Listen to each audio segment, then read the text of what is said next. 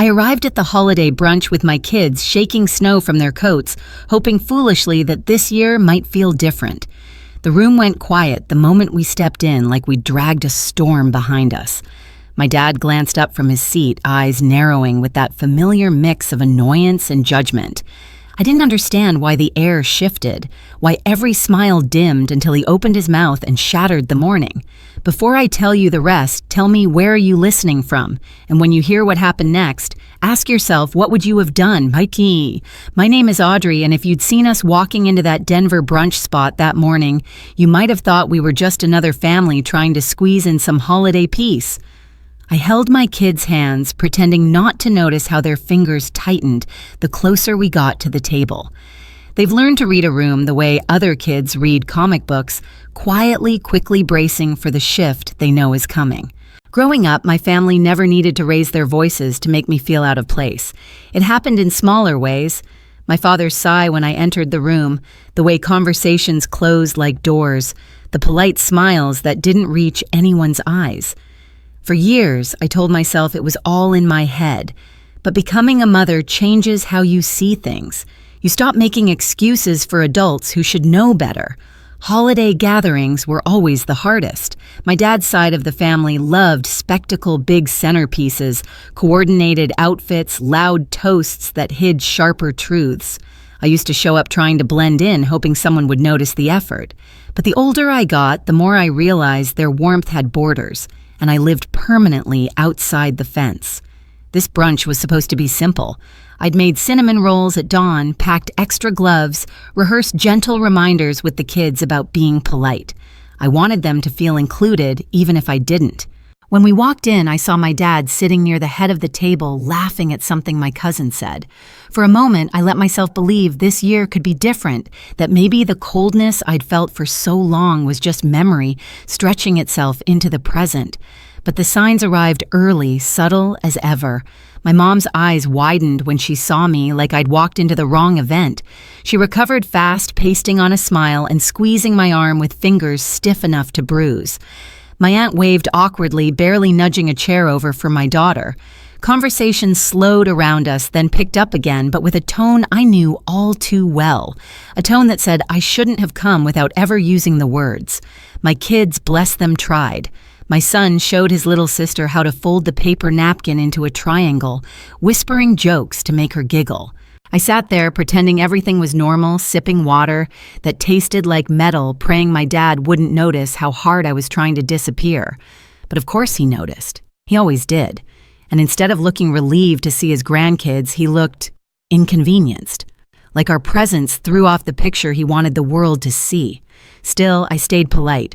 I helped my daughter reach the fruit bowl, asked my mom how her week was, even passed the butter to my dad despite the way he avoided my eyes. I thought if I kept trying, maybe the ice would crack. I was wrong, and the next words out of his mouth would prove it. The shift started with something as small as a laugh, one of those clipped, practiced ones my dad used when he wanted the room's attention. He leaned back in his chair, tapping his fork against his glass, not enough to make a scene, but enough to send a message. Conversation softened, heads angled. Even my kids paused. I was cutting my daughter's waffle into pieces when I felt it, a stare that burned hotter than the steam rising off the food. I looked up, and there he was. My dad eyes locked on me with a tight smile that never reached his cheeks. A smile I'd grown up mistaking for patience, only to learn later it was irritation dressed up in politeness. "Everything okay?" I asked quietly, trying to keep things from unraveling too soon. He dragged his eyes over my coat draped behind me, the kids' gloves drying on the back of a chair, the little mess that comes with having children, and then back to me. The smirk started slow curling just enough that my stomach dropped. "This was meant to be a nice day," he said loud enough for the two tables beside us to hear. "Why did you come?" The room didn't fall silent. It froze. My aunt's hand hovered over the syrup bottle. My cousin's husband stopped mid-bite. Even the waitress who had been refilling coffee seemed to hesitate like she'd stepped into a family landmine. I felt the words hit me before my brain could process them. They slammed against years of smaller cuts, comments about how I made things, heavy jokes about how I never quite fit, remarks about how the kids were a handful. But this was the first time he'd said it so cleanly, so openly, so deliberately. "Why did you come?" My throat tightened around air. I blinked once, twice trying not to cry in front of my children. A familiar heat spread up my neck, the kind that came from being humiliated in public. I opened my mouth, hoping to say something measured, something that wouldn't pour gasoline on the table, but nothing came out. My mom looked down, pretending to rearrange the silverware. My brother cleared his throat, but said nothing. No one stepped in. No one ever did. The kids were the only ones who noticed the danger. They always sensed it before the adults admitted it. My son straightened in his chair, eyes flicking between me and his grandfather, the confusion on his face sharper than any insult my dad could throw. He whispered, barely audible over the clinking dishes, "Mom, why is he mad?" I swallowed, forcing my breathing steady. "He's not mad," I lied, though every inch of me was shaking. My dad scoffed, one short mocking sound, and that was it, the moment the ground fully cracked beneath us. My son leaned closer, voice fragile. "Should we leave?" His question sliced through the air heavier than my father's insult. It wasn't just concern, it was fear, and that fear wasn't mine to swallow anymore. I looked at my boy, then at my daughter, tugging at her napkin, trying to make herself small. In that instant, the years of excuses, of hoping for change, of shrinking myself for the sake of peace, every bit of it collapsed. And for the first time in a long time, something inside me stood up straighter. What I said next would change everything. I didn't answer my son right away. I couldn't. My heart was pounding so loudly it felt like the entire restaurant could hear it. The brunch chatter around us slowly crept back to life, people pretending not to stare while doing a terrible job of hiding it. My father had already returned to his plate, acting as though he hadn't just carved me out of the morning like fat from a roast.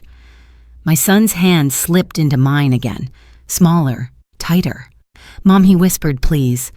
That single word, please, wasn't about embarrassment. It was about protection.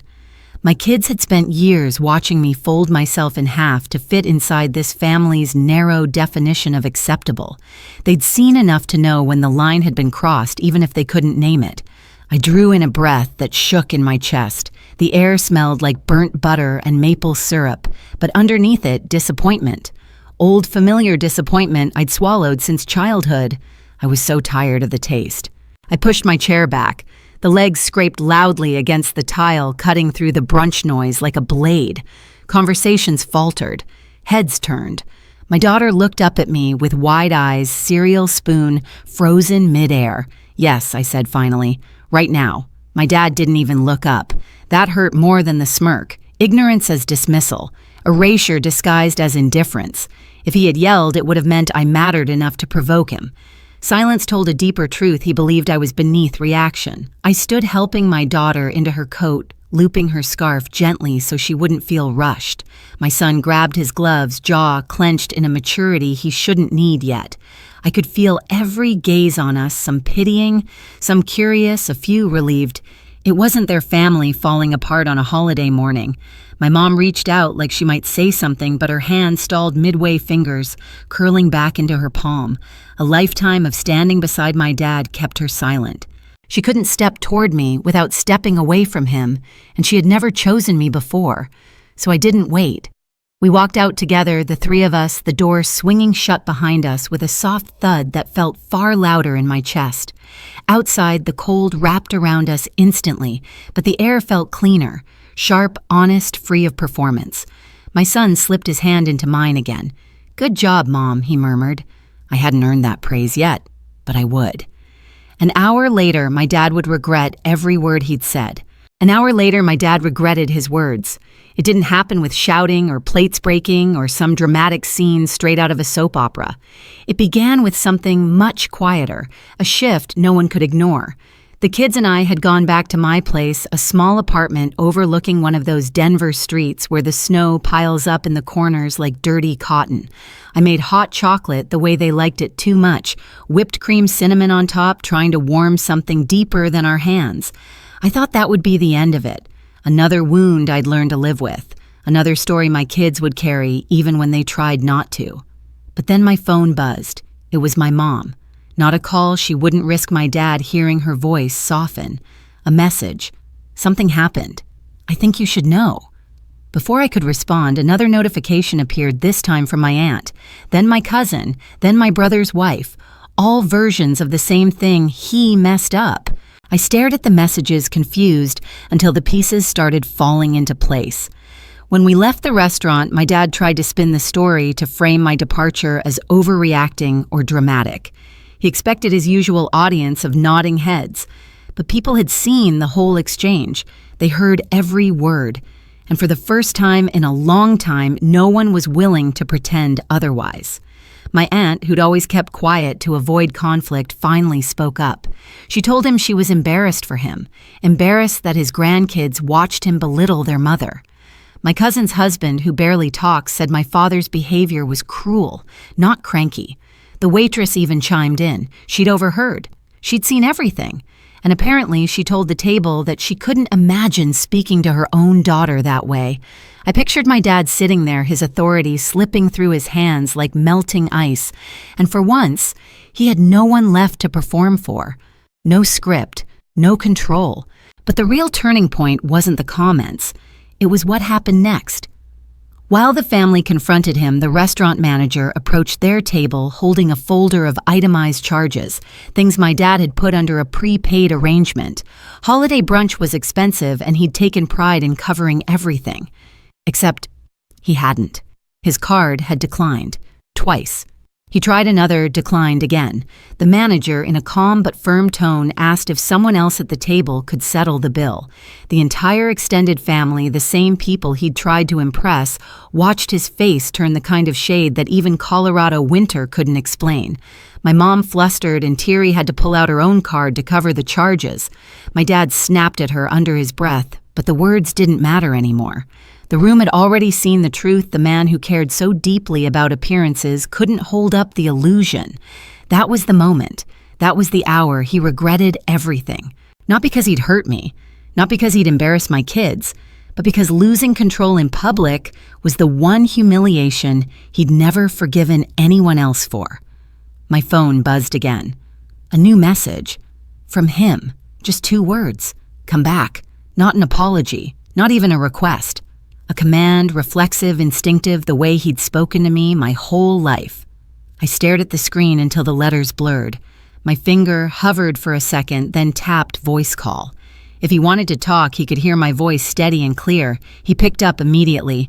Audrey, this is ridiculous. People are making a big deal out of nothing. Just come back. No, I said. Silence. Not the heavy kind. The stunned kind.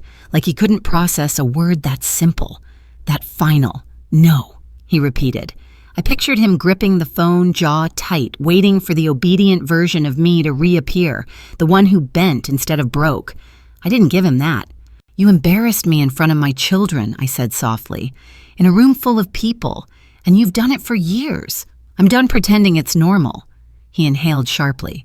Audrey, you're twisting. No, I'm not twisting anything. For once, I'm telling the truth without cushioning it to protect your ego.